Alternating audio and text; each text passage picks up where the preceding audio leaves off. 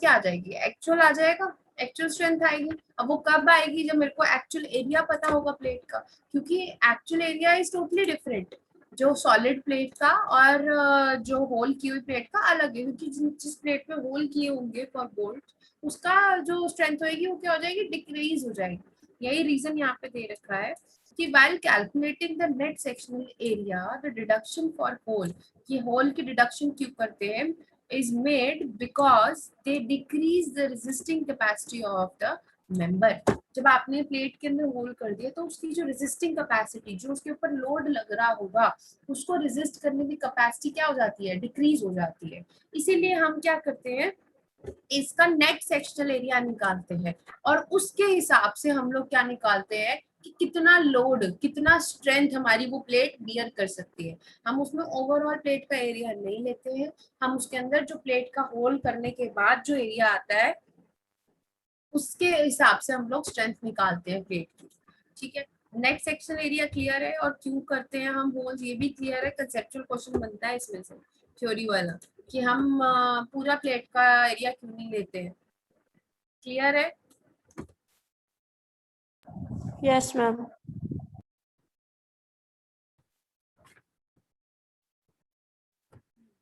और अगर आप अपना कोड्स का चैप्टर देखोगे, कोड्स का चैप्टर 6 है पूरा, जिसके अंदर हमें टेंशन मेंबर्स की क्या दे रखी है, गाइडलाइंस दे रखी है। ठीक है, मैं भी वो भी दिखाती हूँ आप लोगों को। पहले हम यहाँ से देखते हैं, अगर हम स्ट्रेंथ की बात करें, क्या कह रहा है, the strength of time member और load bearing capacity of tension member.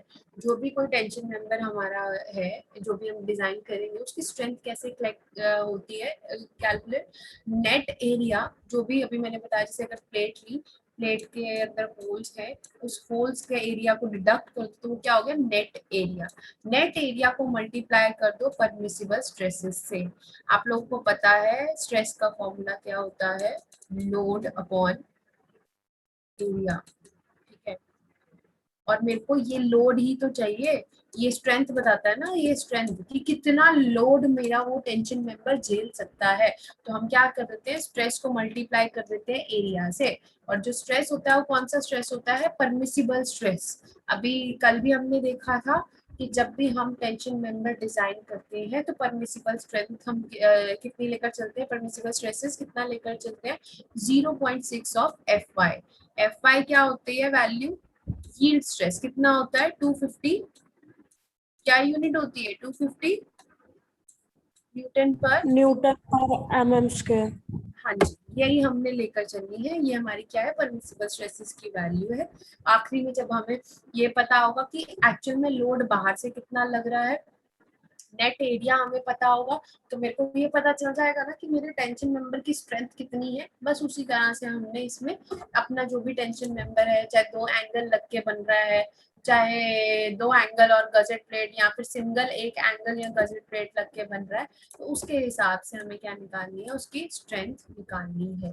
ठीक है, क्लियर है जितना अभी मैंने बताया, जितना अभी समझ बोला, समझ आया? नहीं समझ आया यस तो ma'am. Yes ma'am. let me show you codes.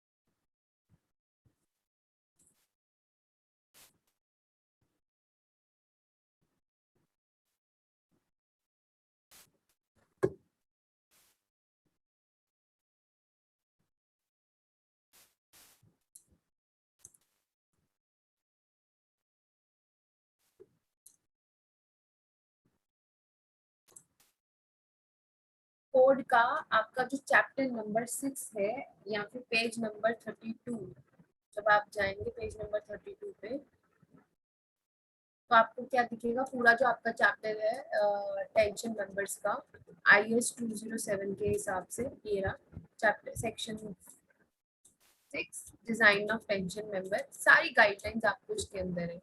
क्या कह रहा है, टेंशन मेंबर्स आर, यहाँ पे देखो आपको टेंशन मेंबर्स की डेफिनेशन भी मिल गई। ठीक है, क्या है, tension members are linear members which axial forces act to cause elongation.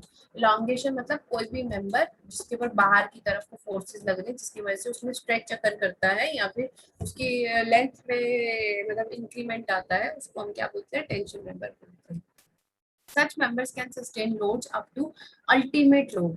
ये कब तक लोड झेल सकते हैं, अल्टीमेट लोड तक। एट विच स्टेज दे में फेल बाय रप्चर, उसके बाद क्या करते हैं, अल्टीमेट लोड के बाद क्या करता है, हमारा जो मेंबर होता है क्या हो जाता है, फेल हो जाता है या फिर रप्चर हो जाता है।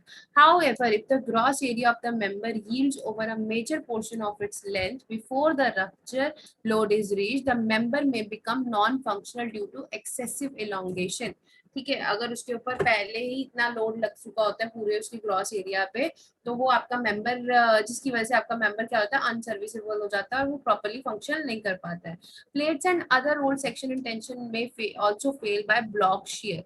आपका जो शेयर में भी फेल करने के चांसेस होते हैं, ब्लॉक शेयर में फेल करने के चांसेस होते हैं आपके टेंशन मेंबर के। ठीक है, अब आगे बात करें तो क्या है, the factor design T is the member shall satisfy the following requirement।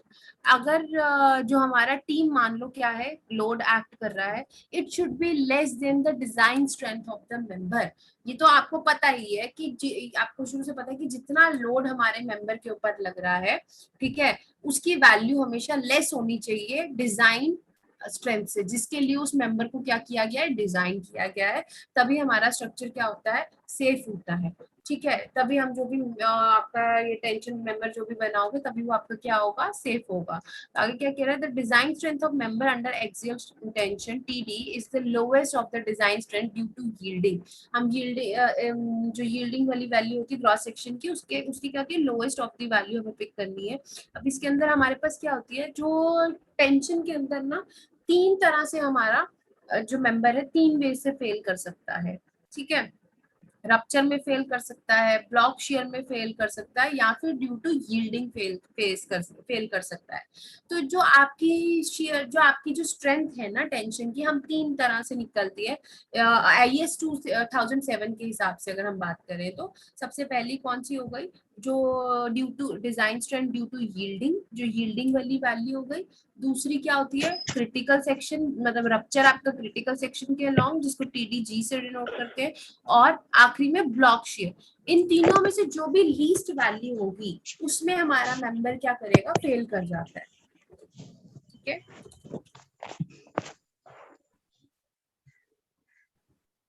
इसमें सारी गाइडलाइंस आपको मिलेंगी आपकी।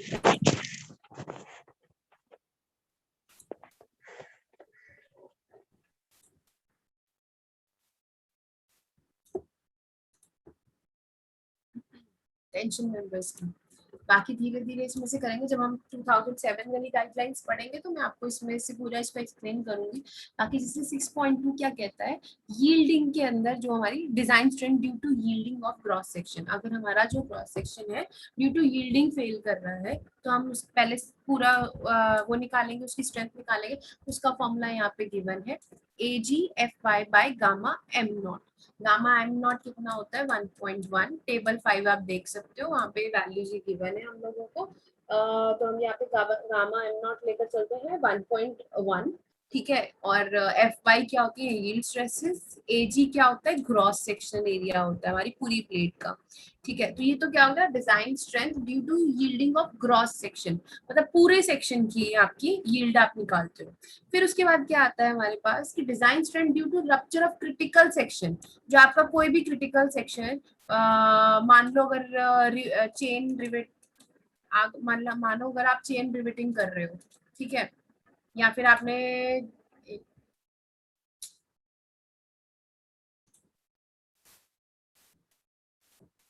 क्या किया है, स्टैगर्ड पिच करी है, तो उस केस में क्या होता है कि अगर आपका क्रिटिकल सेक्शन के अलोंग फेल होती है, मान लो इधर एक से ऐसे आपका कनेक्शन हो रखा है, ठीक है, तो मानो यहाँ से आपकी ये जो प्लेट है वो रप्चर होने वाली है। ठीक है, तो उस केस में आपको क्या वैल्यू लेनी होती है। ठीक है, तो यहाँ पे हम ये वाला फॉर्मूला, आपने ये अभी बोल्टिंग में किया है, ये सारा पढ़ा है। ठीक है, तो दोबारा से ये फॉर्मूला यहाँ पे लिखे हुए टेंशन में भी, ये भी वैसे से ही फॉर्मूलाज है सेम। ठीक है, तो इसमें हम लोग जो design strength of tension plate की बात कर रहे हैं, टेंशन प्लेट के केस में अगर सिर्फ प्लेट है, एंगल सेक्शन में सिर्फ प्लेट, तो उस केस में हमारा फॉर्मूला क्या होता है, TDN 0.9 AN FU है, यहाँ पे अल्टीमेट वैल्यू पिक करनी है, और गामा ML है। गामा ML टेबल 5 के हिसाब से हमारी वैल्यू कितनी होती है, 1.25 होती है। ठीक है, टेबल 5 आप लोग देख लेना कोड का, मैंने आपको पहले भी दिखाया हुआ, और इसके हिसाब से 1.1 होती है गामा M0। तो ये फॉर्मूला हम लोग यूज करते हैं। और AN क्या होता है राजे, AN नेट एरिया होता है हमारा। ठीक है, अभी नेट एरिया देखा था ना कैसे निकालते हैं, यहाँ पे वो फॉर्मूला भी दे रखा है, अगर आपको ना निकालना है तो आप वो फॉर्मूला यूज करके क्या कर सकते हो, नेट एरिया प्लेट का निकाल सकते हो। जैसे यहाँ पे हमें स्टैगर्ड का केस दे रखा है, बोल्टिंग में याद था हमने तब भी निकाला था, तो क्या ये वाला फॉर्मूला नेट एरिया, ठीक है, B माइनस NDH इंटू बाहर T कर रखा है। अगर आपकी, ये तो स्टैगर्ड का फॉर्मूला हो गया। PS क्या होती है, स्टैगर्ड पिच होती है। GI क्या होता है, गेज होता है हमारा बिटवीन द बोल्ट।